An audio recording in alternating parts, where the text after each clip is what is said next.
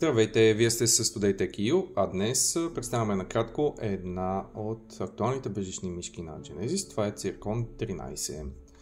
Както виждате, в случая мишката е в бял цвят, но е наличен избор и в черен.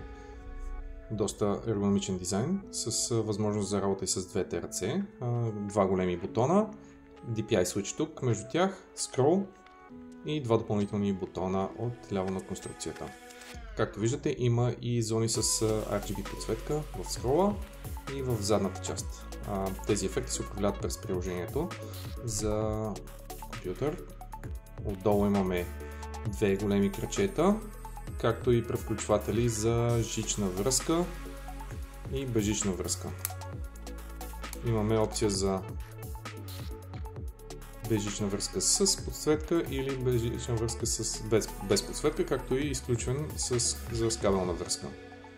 От тук също можете да изключвате светлиния ефект. Отпред е наличен USB Type-C порт, който се използва и за зареждане и за свързване, ако ви потрябва, а приемникът за безжичното свързване, който е над 2,4 ГГц, стои ето тук. В случая е вързан към компютъра. Доста лесна за стартиране. Ето тук много интересен ефект. Мишката е много ефективна, пасва добре в ръката. Има и много способен оптичен сензор, който предлага до 26000 dpi или 650 IPS с ускорение до 50G.